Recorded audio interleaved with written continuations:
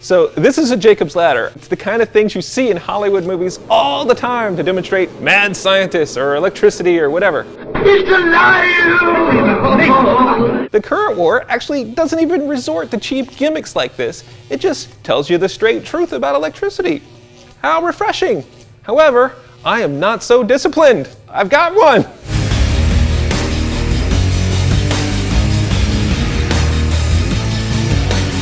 Welcome to Science vs. Cinema. Today, the current war. On this episode, we talk to the cast. I was really bad at physics at school. Circuit boards used to just make me freak out. Do some demos. So let's see what happens if you pass a bunch of current through your body. And see how the film stacks up against history. Thomas Alva Edison is a charlatan. The current war sat on the shelf for years after a bad festival screening and interference from Harvey Weinstein. When he went down in flames, they took the movie back, reshot certain scenes, and have trimmed its runtime. This one's called The Current War Director's Cut. We've got Benedict Cumberbatch as Thomas Edison. Our future's not going to be paved with bricks, but with copper. Michael Shannon as George Westinghouse. I have the better system. Westinghouse Electric Challenger. Nicolas Hoult as Nikola Tesla. A city of light. I built it already in my imagination, and it is perfect. And finally, we have Tom Holland as somebody we've never heard of, but he got famous since the movie was shot, so they put him in all the ads.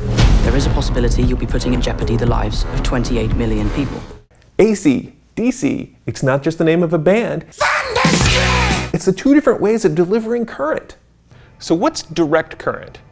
That's the simplest to understand. It's like what you get from this battery here. I've got a little simple circuit set up. I just plug this into the battery, and look at that, it lights up a light bulb. Alternating current is just current that alternates direction.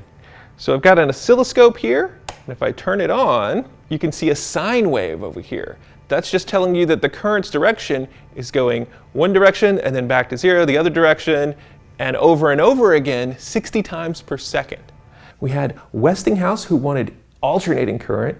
We had Edison, who wanted direct current, and Tesla, who was some kind of genius free agent. Did you know that when I first came to this country, I worked for Mr. Edison? I did not. I fixed 2 of his DC generators in one night. To understand the difference between AC and DC, first we need to learn about Ohm's law. That's V equals IR. The voltage equals the current, I, times the resistance, R.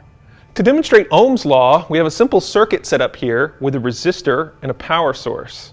Okay, so this is actually a variable resistor. So if I increase this slider, I'm increasing the resistance and it's decreasing the current. So the current is inversely proportional to the resistance at a given voltage. So how does this relate to AC versus DC? Well, in the DC case, they had to transmit huge currents because they couldn't change the voltage. So that led to really huge wires and a lot of losses due to resistance. In the AC case, they could step up the voltage and then transmit very little current. Then they had very little losses, so you could put the power station far away from wherever you needed it. You are making a mistake. What? Direct current may be fine for cities when the buildings are close together, but most of your country is empty spaces. Only high voltage can span the distance. Edison had patents related to the electric light bulb, the phonograph, movie cameras, and even electricity. He's really touched every aspect of people's lives today. He was a true genius. In fact, he coined the phrase, genius is 1% inspiration and 99% perspiration. The movie does a great job of capturing that. You can have a great idea, but it isn't all about eureka moments. It's having an idea and then testing it and sometimes getting things wrong. Edison was America's most famous inventor. Mr. Edison? Sure. But he was also a great showman and fundraiser. I hope you brought your checkbooks. As a person, though, he left a lot to be desired. What a roaring silence from the brightest minds of America. Edison's big flaw was that he really wanted DC to prevail, and so he tried to make it look like AC was super dangerous. He did that by electrocuting animals and even people. He helped invent the electric chair, and he tried to pin it on Westinghouse. Did I mention that his system's lethal? Or you reach out and touch a doorknob or a rail and, well, you become the circuit. All right, so let's see what happens if you pass a bunch of current through your body. Now, I'm not going to put it through my body, but I've got a substitute, a hot dog. Just going to put it here so that the resistor in our circuit is now the hot dog. Okay, look, we can actually see the numbers on the display there going up because that means we're completing the circuit and we've got current flowing through the salts and waters in the hot dog. And as it acts like a resistor, it's doing resistive heating. All right, let's see what electric hot dogs taste like. I'm gonna open the circuit and pull out my hot dog. Oh, it's a little warm to the touch.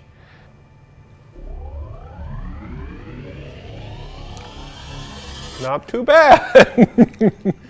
Tastes like William Kemmler. Oh, sorry. That was the first guy to be executed by the electric chair. Fantastic. All right. What, too soon? Too soon?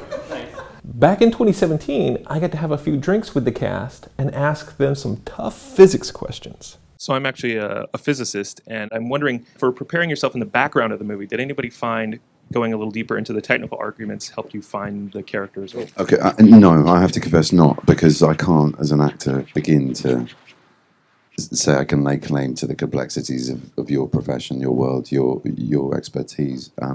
It is a cipher for which the human interaction plays out, and not to belittle it in the importance of the story, but just my understanding as a simple layman, it goes well beyond my comprehension. That's okay, Benedict. I'm terrible at acting! I mean, I was really bad at physics at school. Circuit boards used to just make me freak out, and the only thing I liked doing was drawing them, but I always make the switches in the wrong place, and none of my LEDs would ever light up when I made a circuit in physics class. Nicolas Hoult did try to learn some physics, though. I understood everything, and I think that shines through in my performance. We had a science lesson. This guy came in and started trying to teach us this stuff, and I was just... That got me in more of a tizzy, to be honest with you, and I was trying to understand it. I was like, oh boy. But then that just spiraled into more and more questions. You were pretty good, though. You did kind of get what he was on about. I was lost at page one, but you stuck with it. I stuck with bright boy.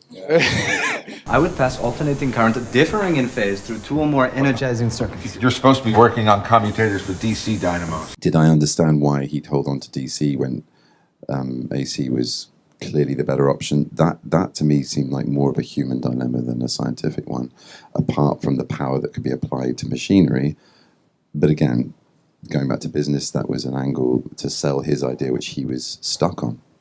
And that to me seemed a human flaw rather than a scientific one. This technology is within your grasp. I can build you an efficient motor. Have you tried it? No. Look, in my head, it is nearly complete. They claim to have their heads full of sonnets and symphonies, but their only problem seems to be they can't quite write it down. The thing that really was remarkable about Tesla was this idea that he could create these things in his mind without building models, and he could even, he claimed, like, run them in his imagination and then fix problems with them through that as well. Tesla is a really interesting character. He was the purest scientist of the group. Nicolas Hoult had a really tough job, though. He's following David Bowie playing Tesla in The Prestige. So, this is the Great Denton. I love The Prestige, but let's just say I didn't get the science exactly right. I mean, Tesla invents a cloning machine. Nicolas Hoult is a little more restrained, but maybe a little more historically accurate, even if it's not as iconic. If you prefer to have what I call a legacy, you leave the world a better place than you found it. Michael Shannon is usually cast as the bad guy, but I really like to see him play a kind of noble, historic figure.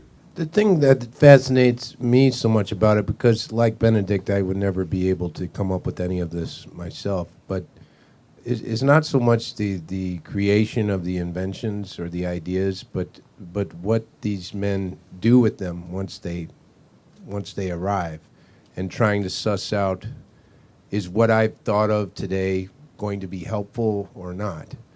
Do people need this? Is this going to advance civilization, or, and that's a very important question, particularly nowadays. Even though this is a movie set in the 1890s, it's still relevant today. We have a lot of leaders in the technology industry who are brilliant, but they're maybe not quite the nicest people.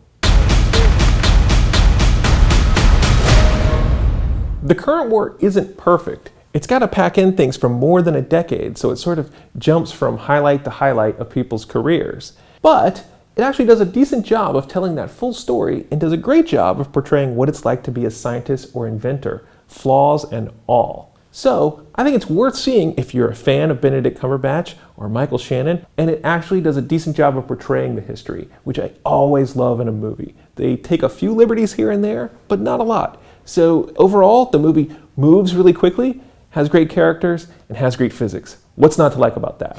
There's a reason it takes like 8 years to get a doctorate in linguistics. It's actually like really complicated. I had to talk with the physicists. I'm like, okay, great. Okay, I see why that makes sense. Why should anyone give a flying? I don't think you'll be able to use this. This is too physics geeky. Yeah, that's a thing I've spent zero time in my life as a linguist thinking about. How do you talk to an alien? I guess the right answer is careful.